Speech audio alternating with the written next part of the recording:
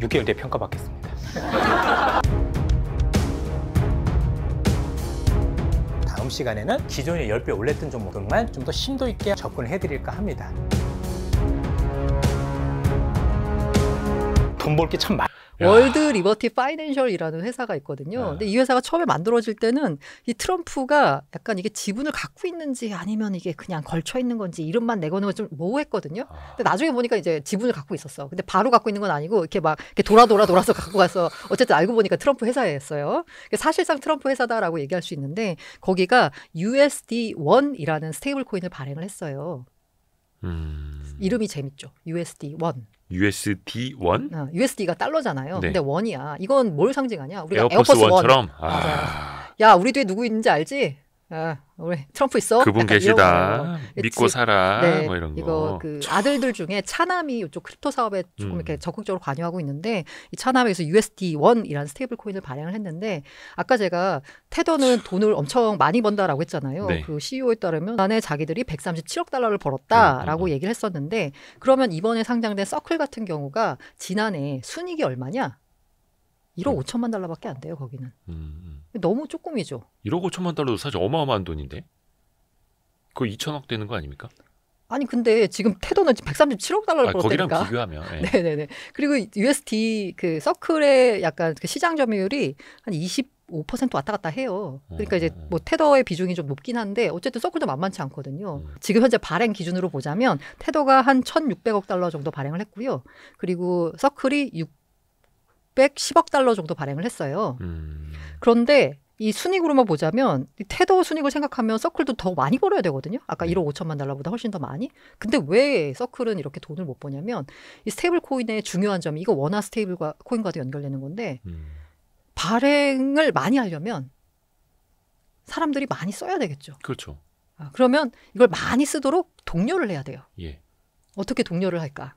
그걸로 뭐 코인 매매하라는 게 제일 많을 그러니까 것 이게 같고. 마케팅 비용 같은 걸로 이제 광고는 이런 걸로 된 게 많이 나가는데 이 서클이 앞서 말씀드린 대로 테더 같은 경우에는 초창기부터 거래소들의 USDT 페어로 해가지고 코인 거래할 때 많이 썼기 때문에 그냥 돈을 쓸 필요도 없이 거래소가 알아서 USDT 페어를 자기네들 그 거래소에 상장을 시켜가지고 사람들이 거래를 많이 하도록 만든 거예요. 그러니까 따로 뭔가 수요가 있으니까. 네, 따로 뭔가 그 USDT가 거래소한테 야 우리 USDT 좀 써줘라고 하면서 뭔가 마케팅비나 아니면은 뭔가 수수료의 일정 부분을 떼주거나 이럴 필요가 없었어요. 근데 USDC는 후발주자잖아요. 그러면 거래소 입장에서는 거래량이 무조건 많이 나오는 게 장땡입니다. 이 스테이블 코인도 플랫폼이잖아요. 화폐 유통 플랫폼이라고 봤을 때 플랫폼은 먼저 들어가서 먼저 그 시장을 장악한 사람이 승자죠. 후발주자가 들어와서 플랫폼을 먹기가 굉장히 쉽지 않은 거예요. 역시나 이게 그 스테이블 코인도 역시 화폐 유통 플랫폼인 관점에서 봤을 때 그럼 USDC가 들어와가지고 이 시장을 넓혀야 되는데 이거 어떻게 넓히지? 우리 이거 그럼 거래소들이 우리 USDC 페어를 써줘야 되는데 거래소 입장에서는 예를 들어서 비트코인과 USDT 페어가 있으면 여기 거래량이 예를 들어서 1,000만 달러가 나온다고 치면 BTC, USDC 페어는 한 10,000달러 나오나? 거래량이 별로 안 나오는 거예요. 그러다 보니까 거래소 입장에서는 별로 쓸 필요가 없는 거죠. 수요가 없는 거죠. 그리고 사람들이 워낙 USDT를 써왔기 때문에 아까 플랫폼의 특성상 계속 USDT 페어를 이제 많이 쓰고 있는 거고. 그러니까 사람들이 카톡 쓰기 시작하면 맞아요. 라인 쓰기는 좀 불편하고. 게다가 이게 거래할 때 거래량이 많아야지 이른바 그 내가 원하는 가격에 사서 내가 원하는 가격에 팔 수 있잖아요. 이게 거래량이 없으면 호가가 벌어지잖아요. 그러면 굳이 사람들이 USDC를 안 쓰거든요. 그러다 보니까 USDC가 이 시장을 파고들기가 너무 어려운 거예요. 그래서 공략한 게 어디냐? 코인베이스. 그거는 거래소. 네, 미국 거래소죠. 네. 이 USDC 역시 미국 회사입니다. 초기에 이제 골드만삭스 같은 곳에서 투자를 받은 이제 미국 회사예요. 미국 회사. 아까 제가 USDT 테더는 홍콩 약간 중국계 느낌이 살짝 나요. 그런데 이제 이게 약간 택가리를 해가지고 지금은 거의 미국 회사로 지금 바뀌어가고 있는데 테더 같은 경우에는 어쨌든 출발은 그랬어요. 그래서 USDC 입장에서 USDC가 내세우는 건 뭐냐면 우리는 회계감사 정확히 받고 다 공개한다.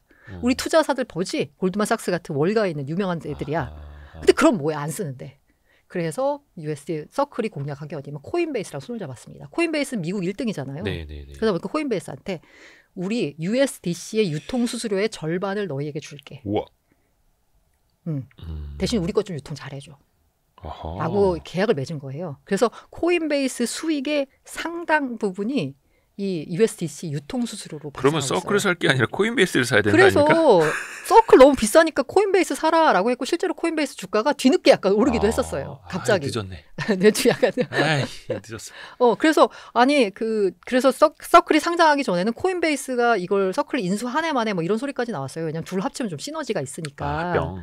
그런데 이제 결과적으로는 그 합병은 안 됐고 이제 상장을 한 거고 서클 같은 경우에는 그런 식으로 아까 그 유통 수수료로 인해서 코인베이스에다 지불하는 게 굉장히 많아요. 그러면은 뭔가 이익률 측면에서 서클이 테더보단 불리할 수밖에 없네요. 완전 불리. 이게 영업 마진율이 그렇죠, 서클의 영업 마진율이 20%밖에 안 돼요. 20%도 사실은 상당한 건데 테더 보세요. 그 바닥에서는 아무것도 안 하는데도 137억 달러를 벌고 있어요.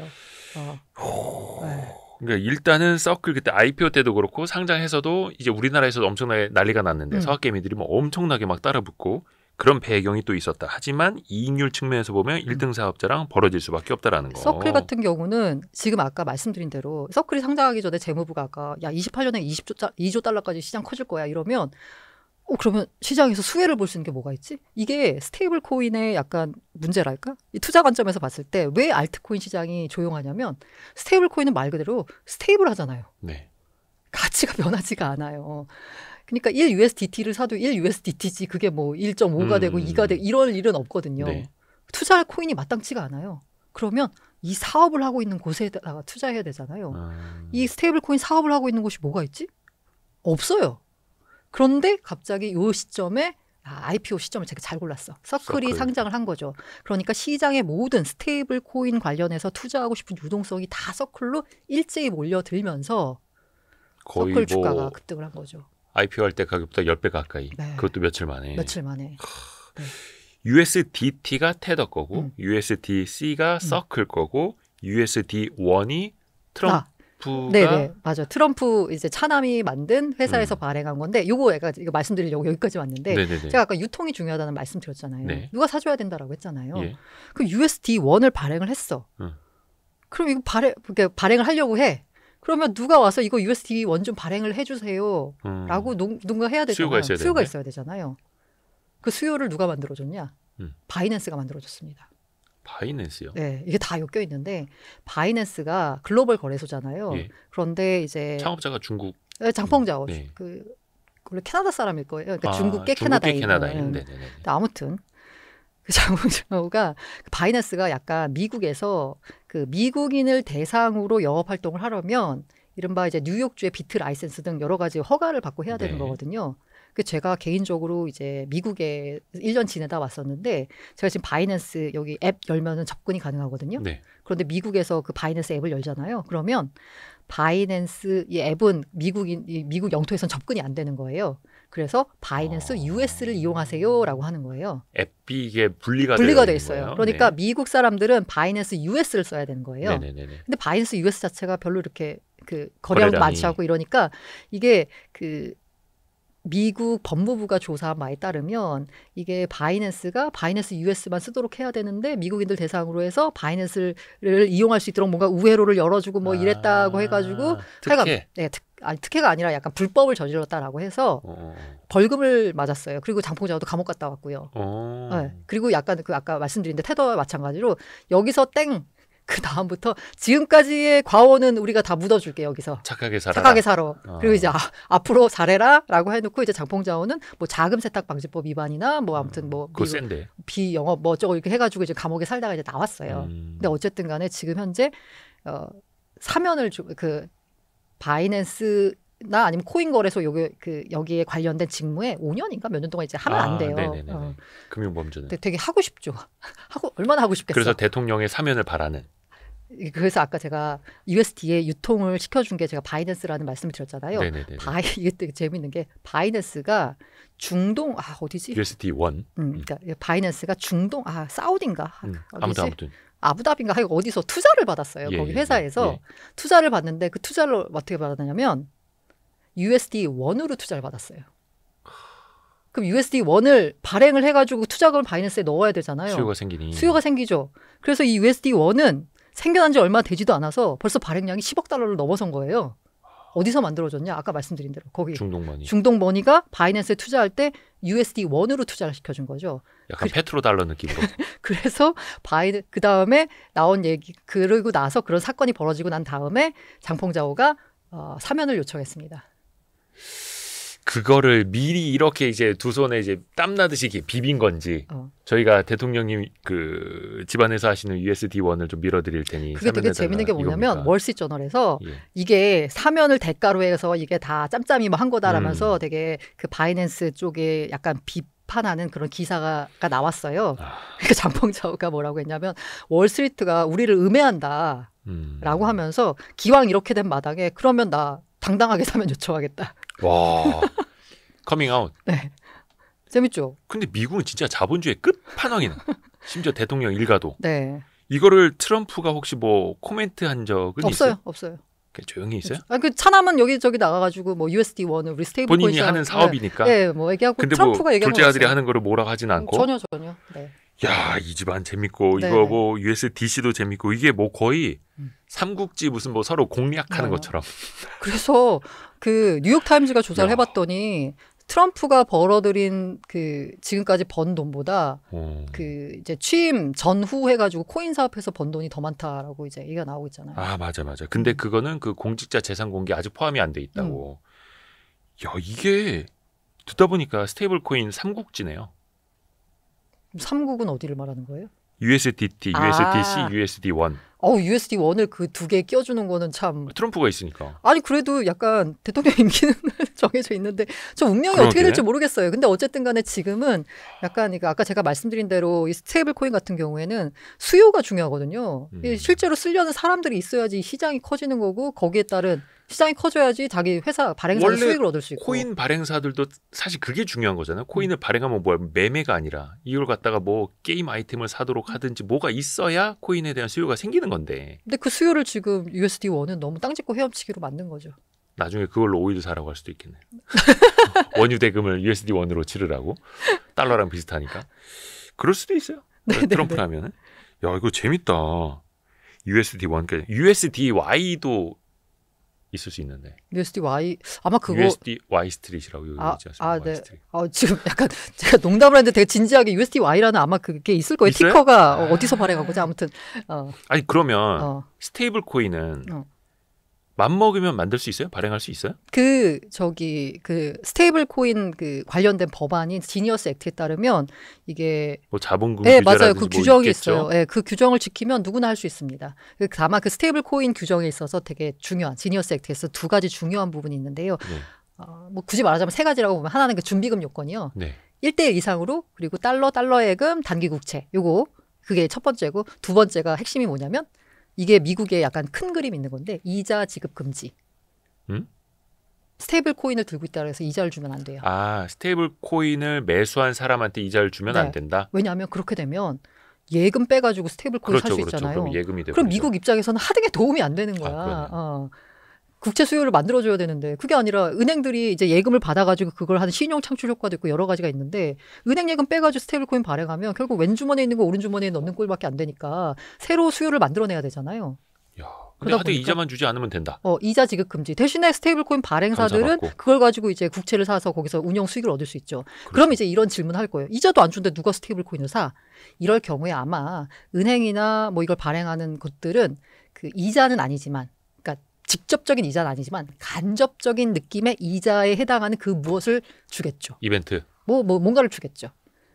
테무에서 막 자꾸 무슨 뭐 당첨되셨습니다 하는 거 주는 예를 것처럼. 들면 저기 애플 같은 경우에는 우리 만약에 애플 코인으로 사면 그 아이폰 10% 할인 10%까지 안 주겠죠. 이제 국채 이자 해당하는 애플은 짜니까. 한 3% 뭐 이 정도 주겠죠. 어쨌든 간에 그 돈을 묶어두고 있는 거니까 리저브를 기업 입장에서는 무조건 이익이죠. 예를 들어서 카카오가 예를 들어서 나중에 카카오 스테이블 코인으로 뭐 카톡에서 뭐 이모티콘 사면은 얼마 할인. 3초코 할인 뭐 이런 식으로 할 수도 있는 거니까. 이건 아직 이제 국내는 스테이블 코인 법이 없으니까 어떻게 될지 모르는데 미국으로 따지자면 그러면은 네이버가 됐든 카카오가 됐든 국내 대기업이 국내에선 아직 제도화가 안 돼 있으니까 미국에서 그런 발행은 할 수는 할 수 있는 거야? 있어요. 할 수 있어요. 핸드 누가 써? 약간 그런 문제가 그러니까 그 수요는 둘째. 네, 할 수 있어요. 네. 아니 예를 들어서 그럴 수는 있는 거죠. 뭐 예를 들어서 이건 제 상상의 영역인데 네이버 쇼핑, 스마트 스토어 이제 많이 나가고 있지 않습니까? 네네. 그 안에서 네이버 스테이블 코인을 쓸 수 있고 네이버 쇼핑을 통해서 해외 직구를 할 수도 있다. 뭐 이런 식으로 또 할 수 있는 거잖아요. 네, 할 수 있어요. 할 수 있는데 그 세 번째가 있습니다. 세 번째가 뭐냐면 비은행 사업자에 대한 규제가 살짝 있어요. 그러니까 은행은 괜찮은데 만약에 이제 비은행 사업자의 경우에는 이게 그 스테이블 코인 뭐 감시위원회 그런 그 위원회가 있거든요. 그 위원회에 허가를 받아야지만 발행을 할 수 있습니다. 그러면서 이제 그 세 번째 제가 말한 핵심 규정이 뭐냐면 빅테크예요. 빅테크. 빅테크에 대한 일종의 약간 규제를 두는 건데 은행이야 원래 금융 영업을 하던 곳이니까 상관이 없는데 이 스테이블 코인을 발행한다는 건 금융업을 한다는 거잖아요. 은행업을. 네네네. 이제 빅테크 같은 곳들이 만약에 이제 스테이블 코인을 발행할 때 약간의 이제 아까 말씀드린 대로 위원회에 만장일치의 그 뭔가 허가를 받아야지 이제 발행이 가능한데 그러면서 뭘 하지 말라고 돼 있냐면 이른바 여기서 얻은 정보를 가지고 광고나 마케팅에 쓰지 말아라. 정보? 그러니까 빅테크가 갖고 있는 건 비금융 정보를 어마어마하게 갖고 있잖아요. 비금융 그러니까 그 고객들의 행태라든지 네. 이 고객이 어떤 코인을 갖고 있고 어떤 걸 좋아하고 맞아요. 이런 거. 그런데 금융 정보는 없어요. 근데 만약에 스테이블 코인을 얘네가 발행하게 돼서 고객들이 스테이블 코인을 쓰게 되면 고객들의 금융 정보까지 갖게 되는 거예요. 요거를 가지고 니들이 마케팅, 홍보에 활용하거나 제3자에게 팔거나 기타 등등에 하지 말아라라고 돼 있어요. 개인정보 이용한 마케팅 금지. 네, 뭐 그런 식의 약간 빅테크에 대해서는 여러 가지 좀 그런 규제. 빅테크는 그 데이터가 핵심인데. 맞아요. 그거 이제 하지 말라고 이제 그 돼 있는데 어쨌든 데이터 제한적 사업을 할 수 없는 빅테크라면 스테이블 코인에 뭔가 좀. 아니에요. 그러니까 스테이블 코인 발행을 통해서 얻은 정보를 하지 말라는 거지. 그걸 가지고 뭔가 하지 말라는 거지. 원래 갖고 있는 정보가 다른 아니라. 행태 정보로는 이용할 수 있대. 네네. 그래서 이제 그 세 번째가 이제 빅테크에 대한 제한적 허용이거든요. 요거를 어떻게 표현하자면 저는 이제 두 가지 측면에서 볼 수 있다고 보는데 하나는 이제 미국 같은 경우에는 굉장히 프라이버시 중요하게 생각한 나라잖아요. 네. 근데 이제 빅테크가 항상 프라이버시 침해 문제가 이제 제기가 되고 있는데 여기에다가 스테이블 코인이라는 금융 정보까지 합쳐지게 되면 그야말로 막강하게 개인 프라이버시를 침해할 수 있다라는 우려가 있다라는 측면에서 그런 식으로 약간 제한을 둔 거 아닌가. 라는 약간 양지 쪽의 해설이 있고요. 음지 쪽의 해설로 보자면 요 빅테크를 반대한 쪽이 민주당이거든요. 네네네. 민주당은 월가랑 친하거든요. 그런데 이게 스테이블 코인이 되면 빅테크도 이제 은행업 하는 거예요. 쉽게 말하면. 그 은행 입장에서는 우리가 갖고 있는 파일을 다 뺏기게 생긴 거잖아요. 그러다 보니까 일종의 약간 금융 사업자를 보호하기 위해서 제한적 허용을 한 거 아닌가. 그 규정을 이제 민주당이 주장해서 넣었거든요. 라는 이제 음지 쪽 해설도 있습니다. 근데 이게 사실 이제 전통 금융업 입장에서 보면은 기득권을 또 지켜야 하는 거고 맞아요. 은행 시스템 그러니까 금융 시스템의 안정성도 담보가 되어야 하는 거고 이걸 우리 이야기로 좀 치환을 해볼게요. 우리가 이제 얼마 전에 이제 우리가 뭐 스테이블 코인도 이제 제도화하겠다라는 거 뭐 대통령의 공약이기도 했었고 그런데 얼마 전에 한국은행 부총재 이야기였던가요? 스테이블 코인을 발행을 한다면 은행이 먼저 하는 게 맞다라는 이야기를 했더라고요. 아무래도 원래 이제 금융업을 하던 곳에서 하는 게 좋지 않겠느냐라고 한 거죠. 근데 이게 아까 테더의 사례를 놓고 봤을 때 먼저 하는 놈이 장땡. 맞아요. 봉이김선달도 먼저 대동강물 파는 게 사람들이 우리가 삼다수 많이 먹는 것처럼 1등 사업자가 이제 시장을 먹는 거다. 빨리 장악할 수 있는 거잖아요. 근데 은행이 발행을 했을 때 그 원화 스테이블이라고 했을 때 은행이 원화 스테이블 코인을 발행을 했다라고 쳐서 그걸 얼마나 많은 수요가 있을 것인가. 그는 또 별개의 문제이기 때문에 지금 이미 워낙 서학개미 들은 다 USD 테더랑 서클 사고 있는데. 이 원화 스테이블 코인 발행 관련돼 가지고는 이게 단순히 시기적으로 먼저 한다 그래서 시장을 장악하기 힘든 이유가 원화 스테이블 코인을 발행을 해서 그럼 그 원화 스테이블 코인을 어디다 쓸 것인가. 아까 제가 USDT가 시장을 잠깐 장악한 점유하게 된 가장 큰 이유는 뭐냐면 코인 살 때 USDT로 다 썼거든요. 사람들이. 그래서 지금 원화 스테이블 코인을 발행하면 원화 스테이블 코인의 특장점을 가지고 나서 이거에 대한 수요처가 있나? 라고 보면 아직까지는 저는 머릿속에 잘 떠오르는 게 없거든요. 그러면 굳이 어디가 먼저 한다라고 해도 시장을 장악하게 될까? 여기는 조금 또 약간 의문인 거죠. 저도 그게 의문이었거든요. 아니 왜냐면 우리가 비트코인으로 피자 사 먹지 않잖아요. 사실 코인을 사기 위해서고 혹은 디지털 금처럼 보관하기 위한 거고 혹은 자본 차익을 얻기 위한 것이 솔직하게 크게 맞고 그러면은 원화 스테이블 코인이 왜 필요한가? 저도 약간 이게 되게 의문이었거든요. 그러면 이거 스테이블 코인이 필요하다라고 하는 쪽은 일종의 그거더라고요. 다 달러 자산으로 가버리고 네. 그 국채에 대한 이런 것도 이제 발권을 하기 위해서 스테이블 코인을 또 미국 정부에서도 밀어주려고 하는 건데 우리만 스테이블 코인이 없으면 자산이 다 이동을 해버린다. 그러니까 우리도 우리 것을 지키기 위해서 혹은 대한민국 국고채에 대한 수요를 지키기 위해서라도 스테이블 코인이 필요하다. 이런 주장이던데 이건 좀 어떻게 설득력이 있습니까? 아니 뭐 필요한 것과 실제로 이제 잘 되는 것은 또 별개의 문제이기 때문에 그런데 어쨌든 스테이블 코인이라고 하는 거는 사실 그 통화 뭐 고속도로 이런 표현을 쓰기도 하는데 네네.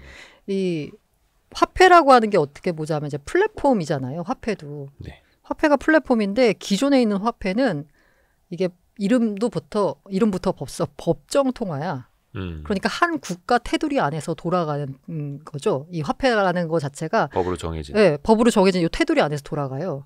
이게 원화죠. 그러니까 대한민국에서 쓰는 거예요. 사실 대한민국 원화를 해외 나가서 쓰기가 일부 동남아에서 뭐 팁을 준다라고 하는데, 근데 그건 진짜 예외적인 거고 사실 안 쓰잖아요. 어디 가서 쓰겠어 원화를. 좀 그렇죠. 네. 근데 예외가 있죠. 달러만 예외죠. 왜냐면 달러는 이제 기축통화니까. 네. 그런데 이제 그렇게 국경이 있는데 법정 화폐의 경우에는 네. 그리고 어쨌든 이제 물리적으로 국경을 하고 이제 막아놨어요. 그리고 이제 송금 같은 경우에도 법정 화폐의 경우에는 은행들끼리 스위프트 망을 통해서 이제 이동하는 거고 어쨌든 장벽이 있단 말이에요. 네네네. 근데 스테이블 코인이라고 하는 건 고속도로, 통화 고속도로를 깔아주는 거예요. 그 위에서 돈이 마음대로 돌아다닌 거예요. 국경 없이. 그리고 달러는 이제 국경 없이 마음대로 전 세계를 돌아다니겠다는 거예요. 네. 그런데 이제 원화 같은 경우에 만약에 원화 스테이블 코인 하겠다는 얘기는 우리도 국경 없이 원화가 돌아다닐 수 있는 고속도로를 깔겠다라는 거거든요. 근데 고속도로를 깔았어. 그런데 예를 들어서 경춘 고속도로를 깔았는데 하루에 차가 한 대밖에 안 돼. 이런 일이 벌어질 수 있는 거죠. 설치하는데 더 돈이 드는. 그러니까 이걸 이제 좀 바꿔서 동남아의 어떤 나라나 유럽의 어떤 나라가 자국 통화를 바탕으로 한 그 스테이블 코인을 발행한다라고 했을 때 과연 우리가 그런 수요를 느낄 것인가 생각해 보면은 어느 정도 좀 그래서 지금 현재 제가 아까 99%가 달러 담보한 달러 연동 스테이블 코인이라고 말씀드렸잖아요. 이미 유럽도 있고 일본도 있고 스테이블 코인을 시도를 했어요. 네네네. 근데 시장이 선택을 안 하는 걸. 그런데 이제 스테이블 코인이 지니어스 액트 통과되고 이러면서 지금 또 약간 좀 위기의식을 느끼는 게 뭐냐면 왜 시장이 선택을 안 했냐라고 보자면 스테이블 코인의 용처가 코인 사는 데 썼거든요. 그러다 보니까 다 USDT를 쓴 거고 USDC를 쓴 거예요. 그런데 만약에 이제 지니어스 액트 통과에 따라서 이제 빅테크가 들어왔어요. 일종의 다들 이제 발행 사업자가 굉장히 이런 기존에 있었던 빅테크나 그냥 빅테크로 할게 빅테크가 된다라고 하면 이 빅테크가 자신만의 이제 이른바 그 영역 테러토리를 만드는 거잖아요. 스테이블 코인이 이제 용처가 되는. 네. 근데 이게 지금 뭐 미국에 있는 뭐 아마존이나 테슬라나 이런 데가 지금 다 만들고 있는데 우리도 그런 걸 이제 좀 만들어야 되지 않겠? 삼성전자 스테이블 코인 이런 걸 이제 만들어야 되지 않겠느냐. 왜냐하면 이 빅테크가 발행하는 스테이블 코인은 어쨌든 빅테크 안의 생태계에서 쓰일 거거든요.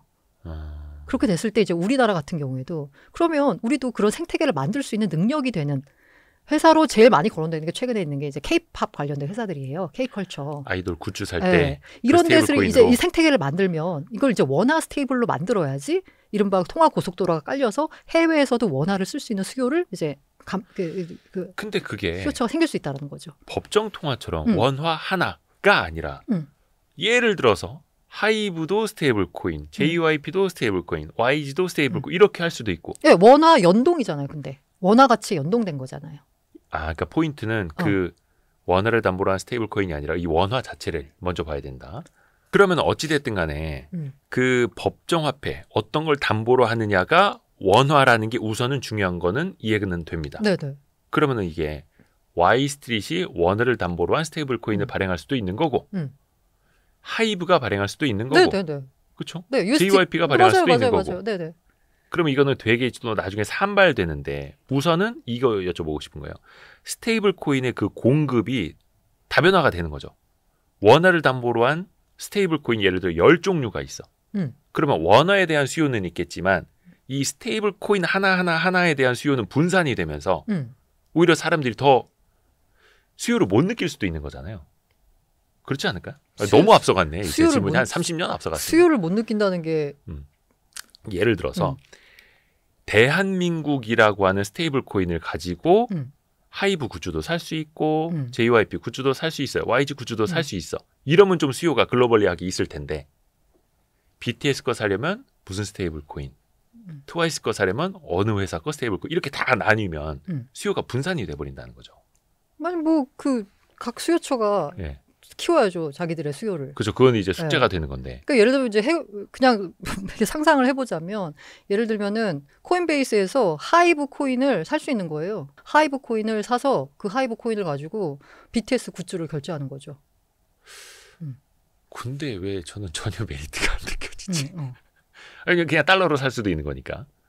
아 그게 그렇죠. 이제 그 오늘 테더가 되게 약간 그 CEO가 와 큰 그림 그리고 있다라는 생각이 들었는데 일단 저는 스테이블 코인이 이제 필요한 이유 중에 하나가 아까 그냥 법정 화폐가 있고 원화가 있고 원화 스테이블이 있잖아요. 네. 굳이 왜 원화 스테이블이 필요할까? 사실 지금 우리의 결제망에서는 전혀 뭐 필요성을 전혀 못 느끼죠. 불편함을 못 느끼고 있는데 얘기한 게 일단 달러의 경우에는 그 이른바 이제 수수료로 나가는 거 중간에 있는 여러 가지 그런 사업자들 때문에 수수료 나가는 거 있잖아요. 카드사한테 주는 수수료. 네네네. 그리고 그 카드사가 그 예전에 제 첫 직장이 은행이었거든요. 은행에 했던 요새도 그러는지 모르겠는데 거기 은행에 앉아 있으면 그 근처에서 그 장사하시는 분들이 카드 전표를 이렇게 갖고 와요. 그 카드 전표에다 이렇게 찍어가지고 이렇게 처리해 주는 게 있거든요. 네네네네. 그러니까 그 카드 지금은 전산화 됐나? 아무튼. 그래서 고란 기자님이 옛날 분입니다. 옛날 사람이라서 카드 전표에 도장 찍던 그런 시절. 아무튼 그 블록체인 같은 경우에는 블록체인에 있는 스테이블 코인 같은 경우에는 가치의 전송이 실시간으로 일어나요. 그러니까 제가 우리 앵커님한테 대호 씨한테 제가 10,000원을 보내잖아요. 네네네. 그러면은 제가 토스로 해가지고 10,000원 보냈죠. 네. 그럼 진짜로 10,000원이 간 거예요? 아니죠. 숫자만 간 거죠. 여기서 까고 여기서 까고 은행간 결제한 따로 가는 거죠. 근데 스테이블 코인은 제가 10,000원을 보내면 10,000원이 진짜 간 거예요. 대호 씨 지갑으로. 중간에 뭐가 거치는 게 아니야. 네. 블록체인이니까. 그러니까 수수료가 굉장히 세이브가 될 수 있는 거죠. 최근에 스테이블 코인 사업자들이 각광받으면서 비자 마스터 주가가 떨어졌다라는 이런 얘기가 있죠. 왜냐하면 중간에서 그 먹던 걸 이제 못 먹게 생겼으니까. 그리고 그거를 이제 자금을 관리하고 뭐 해주던 은행의 수수료 수익도 줄게 되는 거고요.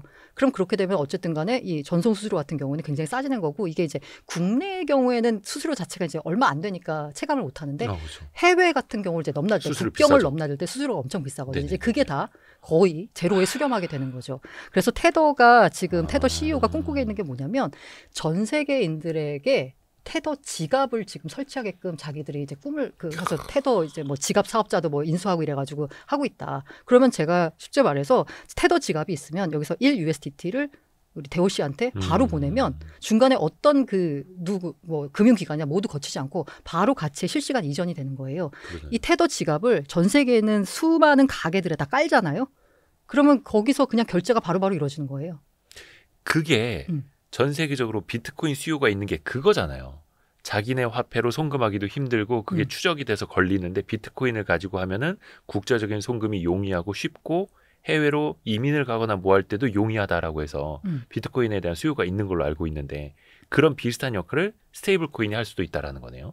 스테이블 코인이 더 쉽다. 더 쉽죠. 왜냐하면 비트코인은 이제는 그런 가치를 이전하거나 결제 용도가 아니라 이제는 아예 그냥 가치 저장의 수단이 됐기 때문에 비트코인은 다 금같이 접근을 하고 있고 결제 부분에 있어서는 이제 스테이블 코인으로 이제 가치가 안정적이니까 접근을 하는 거고요.